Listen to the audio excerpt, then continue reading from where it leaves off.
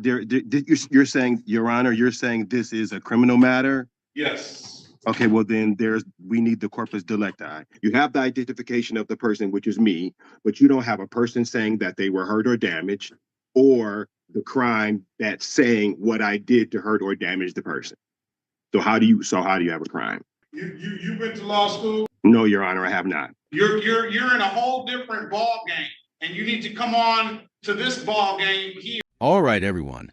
Today we have an intense courtroom case. Judge Perkins is presiding, and the defendant believes he's above the law. On top of that, he claims he's a sovereign citizen, acting like the rules don't apply to him. Judge Perkins isn't impressed and quickly puts him in his place. Honestly, what would you do if you were the judge here?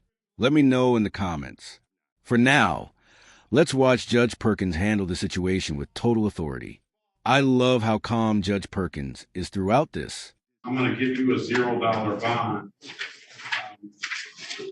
And I'll recall the warrant.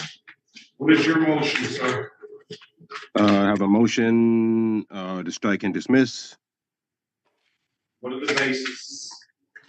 Basis of federal rules of civil procedure. Number one, there's no claim. There's no ratification of the claim. There is a claim. There is a. You want me to read out I waived the reading of the information. You want me to read the allegations that have been made into the record? Do you need me to do that? No, I don't. No, I don't, Your Honor. I deny your motion on that basis. What else do you have to say? What else?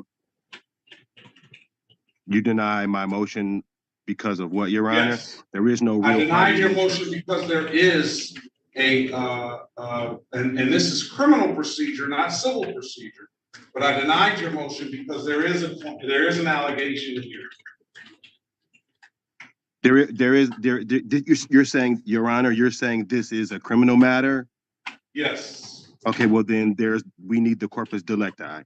And so that's what I'm asking for. If there was a criminal matter, basically what you're telling me is that something has happened, someone has either been damaged or someone has been or either someone has been damaged or someone has something has been come up missing.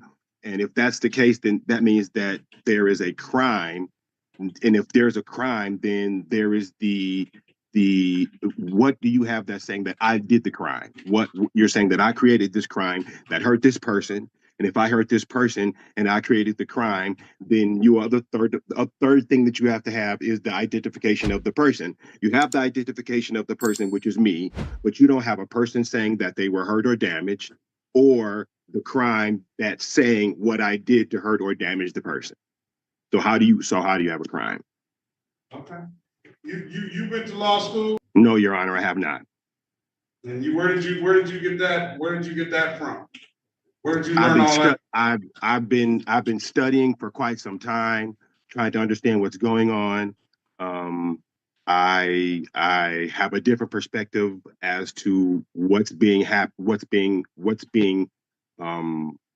said that happened. I'm understanding more necessary for a crime to go for them to bring a crime forward. I'm understanding that a bit more. And where did you get that understanding? I've done some Cornell law studies. I've also sat down with a couple of friends who have had some issues. I picked up wherever I could, just started to study the law. I just started to go back through Cornell law, started to figure out what was going on and to understand the nature of how what a crime is and everything else. So just a course of me searching it out. And you're citing Cornell law for all of that you just said to the court? No, what I did, Your Honor, was I realized that one of the biggest portions that you have to have is you have to have the corpus delecti. He's completely unshaken, dealing with the defendant as if it's just another day. Meanwhile, the defendant is quoting random laws he found online, clearly thinking it will help him. It's almost comical. He genuinely believes he can outsmart someone who's been practicing law for decades. This defendant is even asking for a jury trial over simple traffic violations, running stop signs, and driving without a license. He seems to think a jury will side with him for ignoring basic rules. Jury trials are usually for serious matters, not for someone refusing to follow simple traffic laws.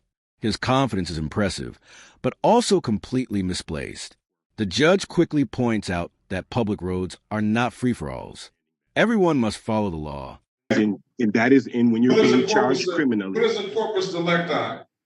What do you mean, what is the corpus delecti? What is your understanding of what corpus delecti is? That is the corpus delecti is the law that's saying that there is a crime that's being committed. So in order to do that, you have to show the corpus delecti, which is you saying this is what happened. This is how this person was damaged. There is no the person. Officer on this day, on these dates, because I got a lot of them, said that I you object. drove. I object. The officer works. Okay, I apologize, Your Honor. I apologize, Your Honor. My apologies. The officer says that you drove a vehicle that wasn't registered and wasn't titled, or titled and or untitled, that you drove without a valid driver's license, that you drove without valid insurance. Again, on a different occasion, they allege that you drove without a valid driver's license and no insurance. And then on a different occasion, they allege that you drove without unregistered or untitled or both, and drove without a valid driver's license, repeat offender, that you failed to have a trailer plate, and that you failed to secure a load on your vehicle. And on another occasion, on the same occasion that you failed to secure, that they allege you failed to secure the load, failed to have a trailer plate on your vehicle, that you didn't provide a valid driver's license. So those are the crimes. And in the state of Michigan, whether you agree or not, they are crimes. So based on your motion and all of that stuff you talk about, corpus delecti and things like that, the court denies the motion. Okay, based on those reasons that I just said. Now, how do you want to move forward? Because wait a minute, I'm not finished. My apologies, Your Honor. How do you want to move forward? Because in my experience, someone that comes into court, as you do, you do not want to take an offer. You do not believe that you need to have plates or registration or insurance. And you just disregard all of that portion of the law.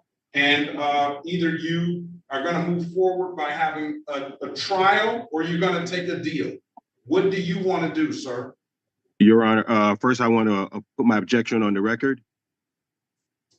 And at that point, whatever your objection is noted. What do you want to do, sir? Do you want a trial? You have two options: trial, or you want to take a deal. Your Honor, I request a jury trial. A jury trial. A jury trial, yes, Your Honor. Very good. The defendant's refusal to admit he was wrong just makes him look worse. If he had owned up to his mistakes, this would have been over quickly. But instead, he's making the courtroom unnecessarily complicated. Looking ahead to his jury trial in March 2025, it's hard to see this ending well for him. The laws he's citing don't apply, and the idea that traffic laws don't affect him has been rejected countless times. Judge Perkins handled the chaos with impressive composure, staying calm while the defendant rambled. I want to ask Mr. Gray, and you can choose to answer it or not. Yes, Your Honor. But what I surmise and what I've heard, and I don't know if you're alleging the same thing, is that and you basically did allege the same thing, that no crime has been committed because no person has been,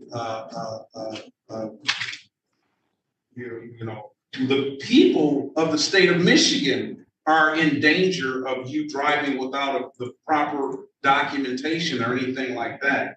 But I don't, and I'm gonna surmise, and you can correct me if I'm wrong, that you're gonna say that there's no jurisdiction to be able to pull you over because no one has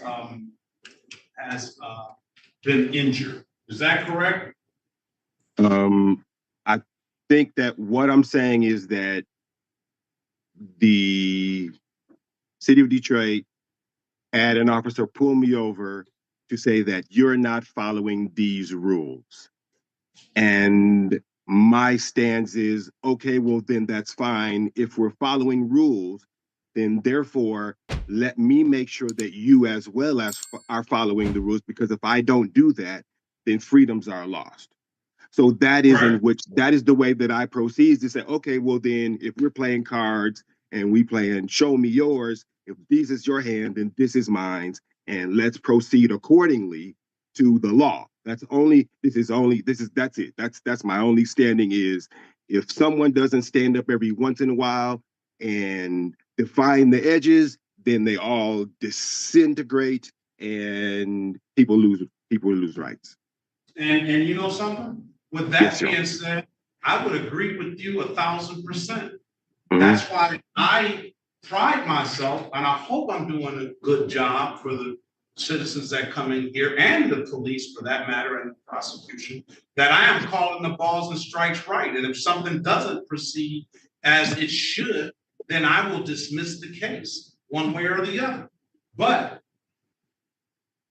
in my short time on this bench and in my time at practicing law as a defense attorney, I get this, they can't pull me over. I've heard the corpus delecti, first time the civil procedure has been thrown at me. But from the way I see it, is that you just don't feel that the police have a jurisdiction to pull you over for these issues. Is that correct? Do I have again, Your Honor, what I feel is that if we are following rules. This guy could have just accepted the ticket and moved on, but instead, he's headed for a jury trial and likely facing the full consequences. His arguments are scattered, and the jury, ordinary people, probably won't side with him over a law enforcement officer doing their job. Without a proper lawyer, he's in trouble.